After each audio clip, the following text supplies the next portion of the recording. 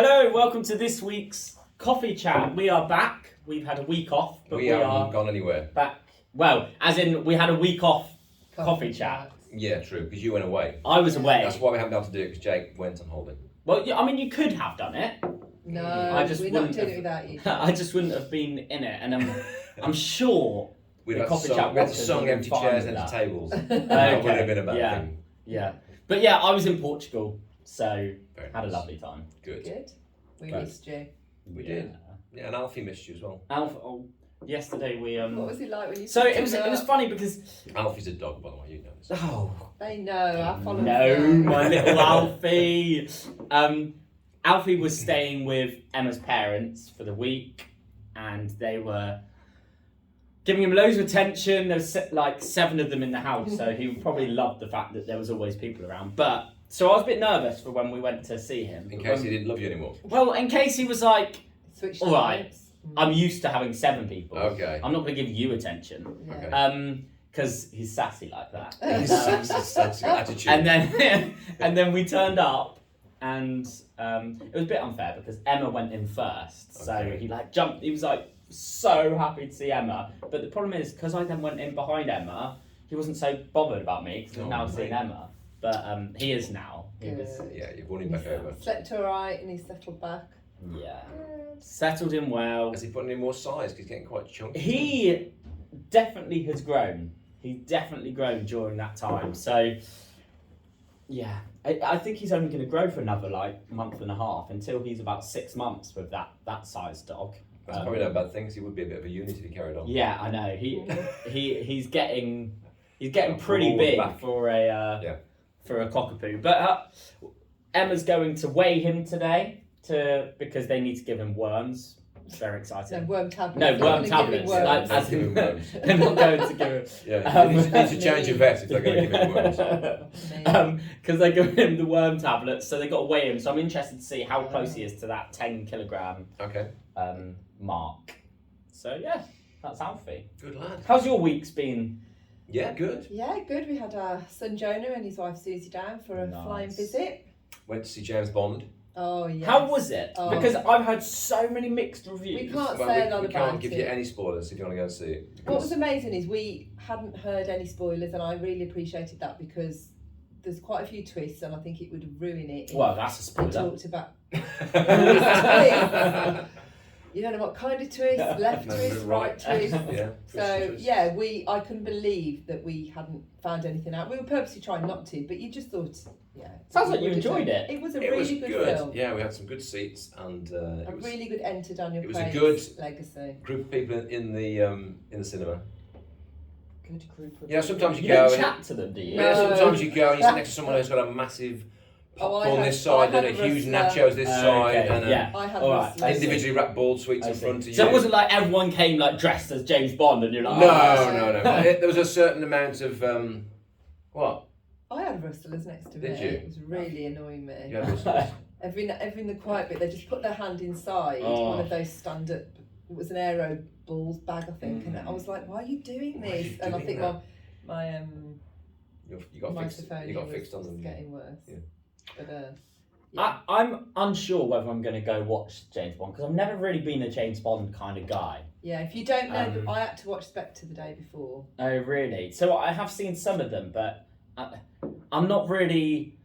I'm not someone that loves these like big fight scenes with the guns and all that. Yeah. I You won't don't like really. it. So don't bother. so Don't maybe bother, maybe wait it's till not it comes worth out, it for yeah. me. Yeah, don't bother. Wait till it goes on to the telly. Although I haven't gone to cinema in so long, that's kind of like an exciting Yeah, thing. that to was do. a nice thing Yeah, to yeah. do. We got the VIP seats. That was nice. That is nice. Yeah. Were they the ones the place down by Westwood Cross. Yeah, Yeah, that, you down there. Yeah. yeah, that's a really good cheap cinema, isn't it? It's that great. one? Yeah, Amazing. yeah, really good. So that was great, wasn't it? Enjoyed that. That was Saturday night. And we had a bit of sunshine on Saturday, which was nice. Yeah, and then it changed, and How's the weather been this last week? Has it been we had glorious sunshine every day. yeah. gutted? We didn't. No, Saturday was a very strange day, wasn't it? The sun came out, and it hadn't been like that all week. Don't think it's funny that when you go somewhere hot you really don't want Anyone else to have good weather. You're you like, don't have- everyone has to have pouring rain so that I can enjoy my sun. But you did have a lot more heat than we had.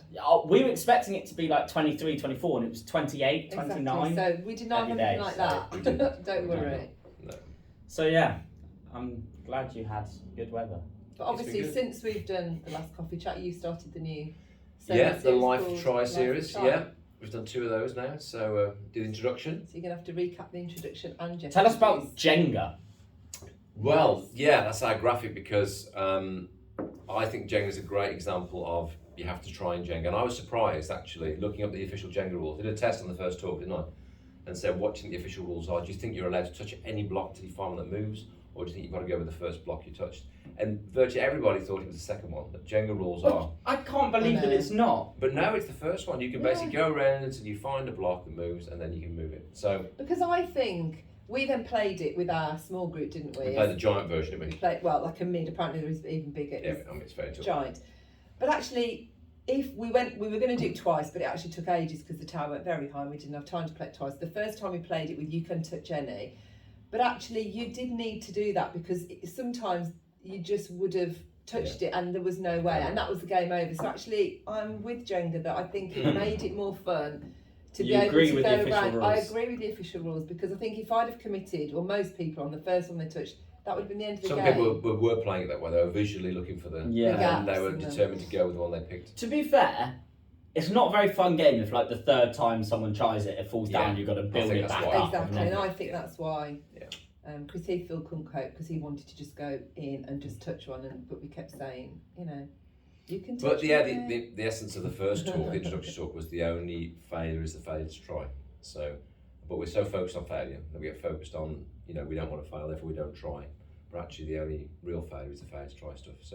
So yes, that got us at the blocks. And then yesterday, we talked about the whole way that Jesus actually trained his disciples in failure. He sent them out and said, actually, you'll go to places where the people will be unreceptive. You won't be able to do kingdom stuff very well. And the advice of Taylor Swift is shake it off. Shake it and dust off your feet and move on. Don't let failure He said that. And someone went, I've never heard of Taylor Swift. Who are they? I was like, Wow! I know. Wow. How about that? So we had to you shake failure off. You don't get mired down in it, and you move on because there's always more kingdom opportunity. But I think failure is a massive way that that kingdom flow gets turned off in our lives because we. And I said we're not called to be caretakers. We're called to be caregivers. So therefore, Jesus said, "Freely you've received, freely give," and we're supposed to give away kingdom stuff to people. But we get mired down in either fear of failure, or we just think we've got to caretake. And culture makes us caretakers. One of the things you said was we're not called to be caretakers, we're called to be caregivers. That's what you said. I know, but that was a take. I'm glad you remembered it, darling. Well, hopefully, yeah. I thought that was a real. When somebody actually said it was one of the best things I've ever heard you say. Which I liked a lot. Wow. not that phrase, but the whole talk, and it was simple and profound. But actually, in little phrases like that, people do love them because it's just like. You were actually talking about it's not just up to us to just receive and have encounters and read books and go on podcasts or watch coffee chats and stockpile and just caretake everything we've been given. Our job actually is to caregive because we are the only mechanism that God's got for the earth. If we don't do it, if it stops with us, then that is a really sad thing. Yeah, the delivery mechanism has been so thwarted. it was really profound, darling. Thank you. I mean, she's my wife. She's my number one fan. I haven't actually heard the talk busy, yet because I was in youth. So I'm looking forward to hearing it when it is online. Yeah, and we just challenged everyone gently just to say, why not try something this week that you've not done before? So it takes you slightly outside your comfort zone into a bit of stretching. It could be the smallest thing. It could be something bigger. But what could you try this week with God? Could we say we want to celebrate just stories of try? It doesn't have to be a success story. It can just be, I tried this this week, I tried that this week. So, yeah, encourage us all to try and think of something that would be a trying moment for us. Got an old friend called Caleb Meekins, who he actually sadly died a couple of years ago, but he got big on YouTube. He was a few years older than me. He got big on YouTube by doing a Christian speaker, by doing 100 days of rejection. and it was a really interesting thing. He was basically trying to say the same thing about trying things and not worrying about failing. So he did these things on YouTube. He filmed himself going into KFC and asking with a chicken and asking them to cook his chicken. And he went to different things and like basically went into like shops for cars, you know, car showrooms of the like these £1 million cars, and dressed up and asked to test drive these cars that you have to be like royalty to test drive. And basically he got really big on YouTube by trying things and being happy to get rejected. And what he said is, you'll find that the more things you try, you might get rejected half the time, but you'll be surprised at how many times you don't get rejected. And I think that kind of metaphor of, you know, trying things with God, you may be worried about it not working out, but there'll also be the times where God partners with you and you see some amazing things happen. And seeing that, I mean, watching Caleb do this was something that I was like, I mean, I'm not going to pretend I'd be good at that situation. I would hate to go into KFC with a chicken and ask them to cook my chicken. But, you know, getting into that mindset of not worrying about the failures and kind of loving the failures because you tried, I think is such a something you said, you don't thing. get the stories unless you try. Yeah, the only failure you can do is the failure to try. And I think we also talked about Jesus, you know, experienced failure. He said he went to certain places, his hometown, where he was known as Jesus the boy, Jesus the carpenter. He said he could do a few miracles there because their expectation of him was very low. You know, he was too familiar with them. And so he experienced failure. The Son of God experienced failure. So if he can experience it, then we should be able to experience it and get more used to it. But culture is so, creates such a strong desire in us not to fail, not to be rejected, not to have a lack, that we're really fighting upstream actually against that all the time, aren't we? Even the petrol crisis, you know, you might have enough fuel, so therefore go and stockpile.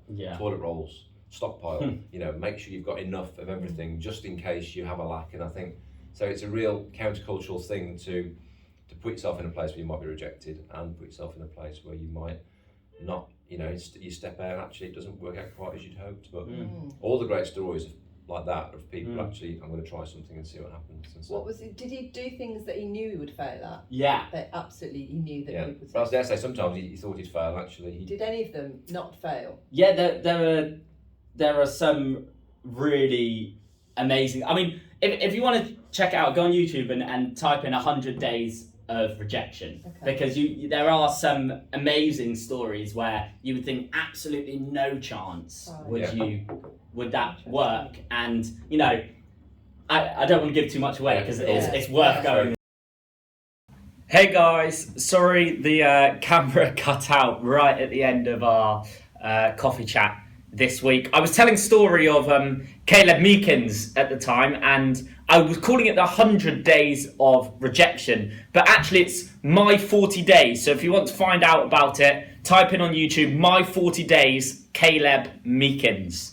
So that's how you'll find out. But we ended by challenging each of us to do something this week that is trying, that steps out of our comfort zone, and to see what happens when we do so. So this coffee chat will be up on Wednesday, and when you're watching it on Wednesday, the talk from last week will be on our YouTube channel as well. So do head over to our YouTube channel and watch our talk from last Sunday, where Simon spoke more about living a life of try. So great to have you with us, and we'll see you again next week.